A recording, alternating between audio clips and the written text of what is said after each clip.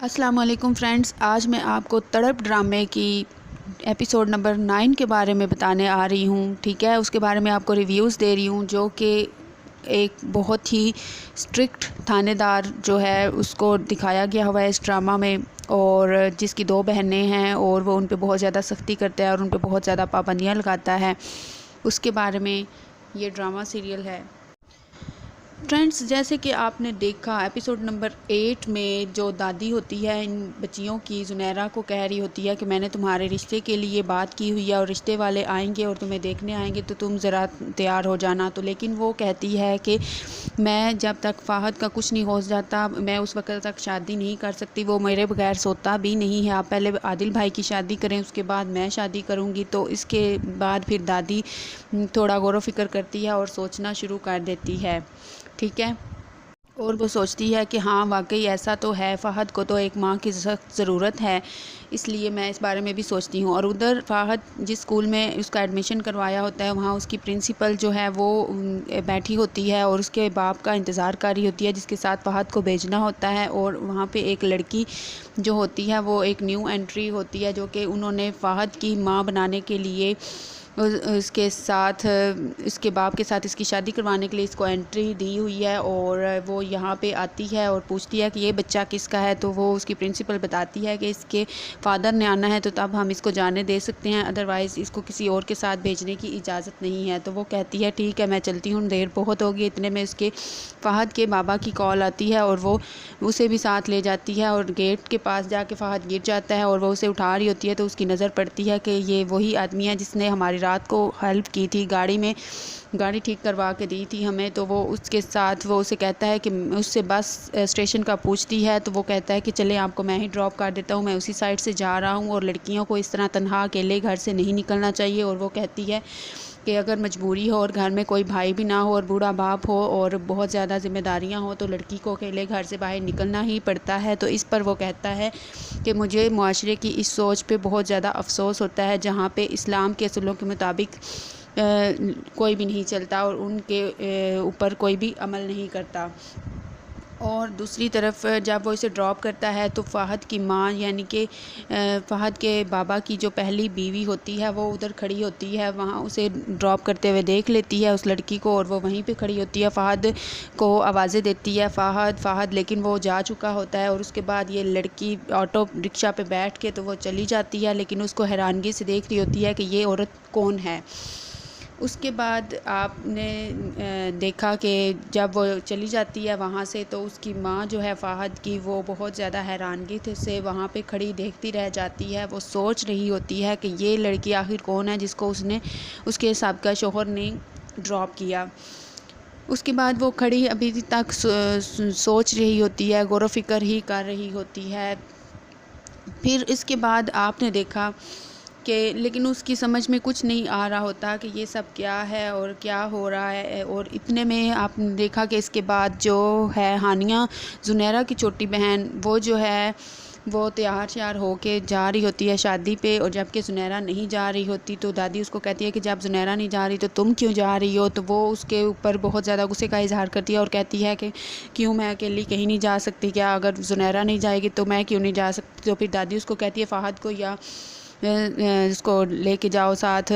Driver کو. تو پھر وہ کہتی ہے نہیں میں نے ایسے ہی جانا. پھر اس کو زنیرہ سختی سے کہتی ہے کہ ڈرائیور کو ساتھ لے جاؤ، ٹائم پہ آ جانا. اور وہ کہتی ہے جب فنکشن ختم ہو جائے گا تب آ جاؤں گی، فنکشن ختم ہونے سے پہلے میں نہیں آ سکتی. دوسری طرف آپ دیکھیں گے جو ایڈیٹر ہے وہ اس کا دھیان اب اپنی وائف کی طرف سے ہٹتا جا رہا ہے اور وہ اس کو اگنور کرنا سٹارٹ ہو جاتا ہے، اس کا بالکل بھی دھیان نہیں دیتا. اور اس کی بیوی بہت زیادہ اس کو نوٹس کر رہی ہے اور وہ کہتی ہے کہ میں نے اکثر دیکھا ہے، نوٹس کیا ہے کہ جب آپ اکیلے کھیل رہے ہوتے ہیں تو آپ بہت زیادہ انجوائے کرتے ہیں، بہت خوش ہوتے ہیں. اس پر وہ اس کو طنز کر کے کہتا ہے کہ میں نے تو کافی دفعہ کہا ہے کہ تم بھی سیکھ لو اور اکیلی کھیلا کرو، لیکن تم سیکھتی نہیں ہو اور نہ ہی اکیلی کھیلتی ہو. اس کے بعد وہ اسے کہتی ہے کہ کیا کوئی ایسی پاسبلٹی ہے، کیا کوئی ایسا ہو سکتا ہے چانس کہ ہم کچھ دن کینیڈا سے ہو کر آ جائیں، اور زوہا کا بھی بہت دل چاہ رہا ہے تو ہم ہو کے آ جاتے ہیں، لیکن وہ کہتا ہے کہ نہیں، مجھے بہت زیادہ مصروفیت ہے، مجھے بہت کام ہے، تم ایسا کرو، تم اور زوہا ہو آؤ، میں تم لوگوں کی ٹکٹ کروا دیتا ہوں اور تم لوگ وہاں سے ہو کے تو آ جاؤ۔ لیکن وہ پھر کہتی ہے کہ آپ نہیں جائیں گے تو میرے جانے کا کیا فائدہ؟ تو وہ پھر کہتا ہے کہ میرا ہونا تمہیں بور کرتا ہے، اس لیے میرے ہونے یا نہ ہونے سے تمہیں فرق نہیں پڑنا چاہیے، تم اور زوہا ہو کر آ جاؤ۔ اس کے بعد وہ بہت زیادہ اسے عجیب سا محسوس ہوتا ہے اس کی بیوی کو کہ وہ اتنا اگنور اسے کیوں کر رہا ہے، اور بہت زیادہ۔ اور جب وہ پھر اسے کہتا ہے کہ جیسے تم مجھے اگنور کرتی ہو، میں تمہاری آخری ذمہ داری ہوں، اگر جس دن میں نے تمہیں اس طرح اگنور کرنا شروع کر دیا تو تمہارا کیا ہوگا؟ اس پر وہ بہت زیادہ ایسے اسے شوق لگتا ہے، اور وہ سوچتی ہے کہ تم ایسا کیوں کہہ رہے ہو؟ تو وہ کہتا ہے میں صرف تمہیں دیکھ رہا تھا کہ تمہارا ری ایکشن کیا ہوگا اگر میں ایسے کہوں گا تو۔ اور دوسری طرف زنیرہ جو ہے وہ اپنے بھتیجے فہد کو کام کرواتی ہے، ہوم ورک کروا رہی ہوتی ہے، بہت اچھا اسے ہوم ورک کرواتی ہے، اور اتنے میں وہ اس کے لیے نوڈلز بنانے جاتی ہے، اس کی کال آ جاتی ہے سر کی، ایڈیٹر کی، اور وہ کال اس کا بھتیجا فون لے کر اس کے پاس کچن میں جاتا ہے، اس کو دیتا ہے، وہ کال سن رہی ہوتی ہے اور وہ کال کر رہا ہوتا ہے، اتنے میں اس کی بیوی اور اس کی بیٹی زوہا جو ہے وہ واپس آ جاتی ہیں، کہتی ہیں کہ جو گاڑی تھی وہ خراب ہو گئی، اس لیے ہم جا نہیں سکے، ہم واپس آ گئے ہیں، لیکن مجھے ایسا لگ رہا ہے کہ ہمارے واپس آنے سے اور ہمارے نہ جانے سے آپ کو کوئی خوشی محسوس نہیں ہوئی کہ ہم واپس آ گئے ہیں۔ تو پھر وہ کہتا ہے کہ نہیں، ایسا کچھ نہیں ہے۔ پھر ادھر آپ دیکھیں گے کہ زنیرہ کی چھوٹی بہن ہانیہ جو ہے جب شادی میں جاتی ہے تو اسے وہ جو فوٹوگرافر ہے وہ نظر نہیں آ رہا ہوتا، جو کہ اس کی دوست کا، فائرہ کا کزن ہوتا ہے، تو وہ کہتی ہے کہ آج بہت کم لوگ نظر آ رہے ہیں، کل تو مہندی میں بہت زیادہ لوگ تھے۔ وہ کہتی ہے نہیں، مہندی میں تو بہت کم لوگ تھے، آج بہت زیادہ ہیں، لیکن پھر بھی اس کی نگاہیں کسی کو تلاش کر رہی ہوتی ہیں۔ تو پھر اتنے میں وہ فوٹوگرافر، اس کا کزن جو ہے سمیر، وہ آ جاتا ہے، اور وہ پھر اس سے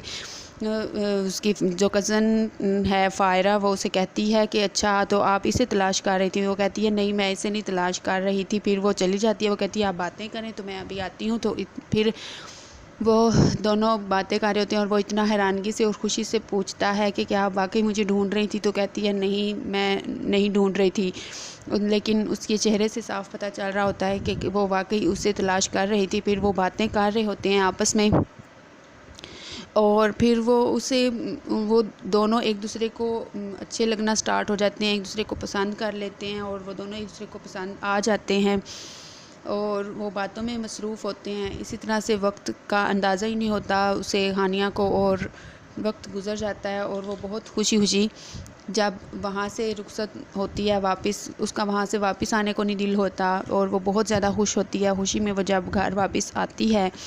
تو وہ اکیلی بیٹھ کے ہی مسکرا رہی ہوتی ہے۔ جب وہ مسکرا رہی ہوتی ہے تو اس سے کو بار بار اب بس وہی یاد آ رہا ہوتا ہے کہ میں اچھی لگ رہی تھی اور میں پیاری لگ رہی تھی، اور وہ اسی کے بارے میں سوچ رہی ہوتی ہے، فوٹوگرافر کے بارے میں۔ اور وہاں پہ فہد کی ماں جو ہے وہ شاپنگ کرنے کہیں گئی ہوئی ہوتی ہے، اور وہ اپنا کسی مال میں والیٹ بھول جاتی ہے، اور کوئی بھاگ کر اس کو، اجنبی کوئی اس کو بھاگ کر والیٹ دے رہا ہوتا ہے، اور وہ کہتا ہے آپ اپنا والیٹ اندر بھول گئی تھی؟ تو وہ کہتی ہے میری طبیعت خراب ہے، مجھے محسوس نہیں ہوا، پتہ ہی نہیں چلا کہ کب میرا والیٹ وہاں پہ رہ گیا اور میں بھول گئی، تو اس لیے آپ کا والیٹ دینے کا بہت شکریہ۔ پھر وہ اسے کہتا ہے کہ آپ کی طبیعت نہیں ٹھیک، چلے میں آپ کو روڈ کراس کروا دیتا ہوں۔ پہلے وہ کہتی ہے نہیں، پھر کہتی ہے اوکے ٹھیک ہے، آپ مجھے کراس کروا دیں۔ پھر وہ اسے روڈ کراس کروا رہا ہوتا ہے تو اس کا ہسبینڈ جو ہے وہ اسے دیکھ رہا ہوتا ہے گاڑی میں بیٹھ کر، اسے بہت زیادہ غصہ آ جاتا ہے اور وہ طیش میں آ جاتا ہے، اور وہ سوچتا ہے کہ یہ ایک بری عورت تھی، شکر ہے کہ میں نے اس سے اپنی جان چھڑوا لی، ٹھیک ہے۔ جب وہ گھر آتا ہے تو فہد پہ بہت زیادہ غصہ کرتا ہے، کیونکہ وہ ایک ڈرائنگ بناتا ہے، ڈرائنگ وہ اپنے بابا کو دکھاتا ہے، کہتا ہے یہ ماما ہے میری، اور اتنے میں اسے مزید غصہ آ جاتا ہے اور وہ اس کی ڈرائنگ کو پھاڑ کے پھینک دیتا ہے، اور وہ کہتا ہے کہ ایسی عورت کبھی میرے بچے کی ماں نہیں ہو سکتی، اور ایسی عورت کو مر جانا چاہیے۔ پھر اس کی دادی اسے سمجھاتی ہیں کہ وہ ایسی ویسی عورت نہیں تھی۔ اتنے میں پھر وہ فہد کو دوسرے دن پارک میں لے کے جاتی ہے زنیرہ، اور وہاں پہ اس کی ملاقات فارس سے ہو جاتی ہے۔ فارس وہاں آ جاتا ہے اور وہ حیرانگی سے اسے دیکھتی ہے اور کہتی ہے آپ یہاں کیوں آئے ہیں۔ اس کے بعد وہ لڑکی جو ہے جو کہ اس کو فہد کے باپ کو ملی تھی، وہ اس کے پاس آفس میں آ جاتی ہے، تھانے میں اس کے پاس ایک کمپلین لے کر آ جاتی ہے اور وہ کہتی ہے کہ کوئی میرا پرس چھین کر لے گیا، اس میں میری تصویریں بھی تھیں، وہ اس کا مس یوز کر لے گا، اور وہ بہت روتی ہے اور ڈرامے بازی کرتی ہے۔ اور پھر وہ اسے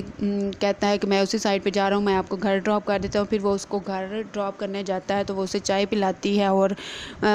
اس کے اوپر یہاں پہ ایک ٹویسٹ یہ آتا ہے کہ وہ چینی کا پوچھتی ہے، وہ کہتا ہے میں چینی کے بغیر چائے پھیکی پیتا ہوں، تو وہ چینی زبردستی 1 چمچ ڈال دیتی ہے اور پھر مکس کر کے اسمائل کر کے اسے رکھ دیتی ہے، کہتی ہے اس سے شخصیت میں بھی پھیکا پن آ جاتا ہے۔ اور وہ پھر اس کو پردے کے پیچھے چھپ کر دیکھتی ہے اور پھر وہ اس کو پسند کرنے لگ جاتی ہے، اور وہ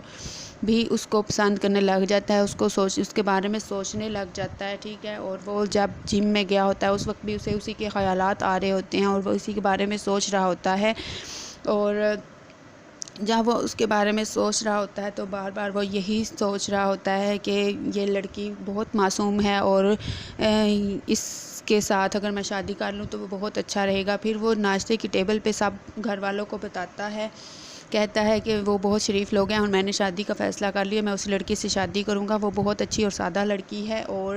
یہ بہت شریف لوگ ہیں۔ لیکن فہد اسی وقت بول پڑتا ہے اور وہ کہتا ہے لیکن مجھے میری مما ہی چاہیے،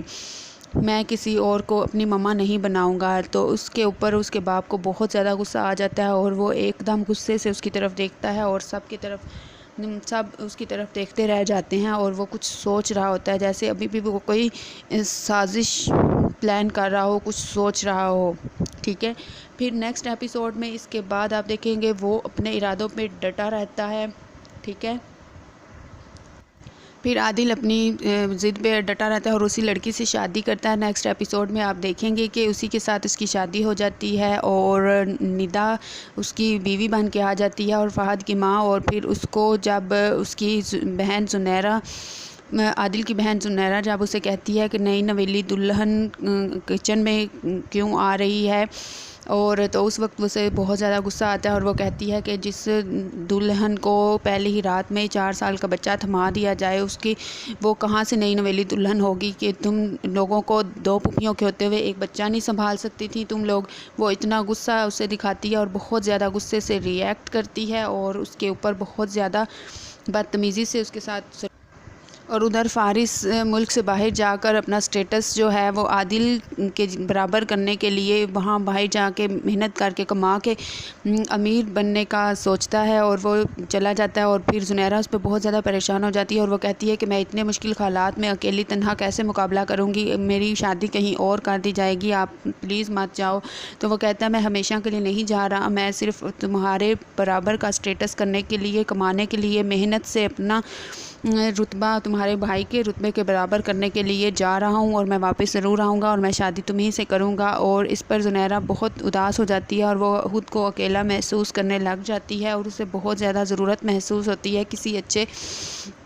دوست کی، اور اس طرح سے اس کا جو باس ہے، جو ایڈیٹر ہے، وہ اس کا بھرپور فائدہ اٹھائے گا اور اس کو بار بار اپنے پاس آفس میں بلائے گا اور پھر بعد میں اس کو بلیک میل بھی کرے گا، اور یہ آپ آگے دیکھیں گے۔ ڈرامے میں بہت زیادہ ٹویسٹ آنے والے ہیں اور آپ کو ریویوز ہم دیتے رہیں گے، بہت زیادہ آپ کو گائیڈ کرتے رہیں گے آگے، تو آپ چینل کو سبسکرائب کر لیں اور نیکسٹ ویڈیوز کے بارے میں دیکھتے رہیں۔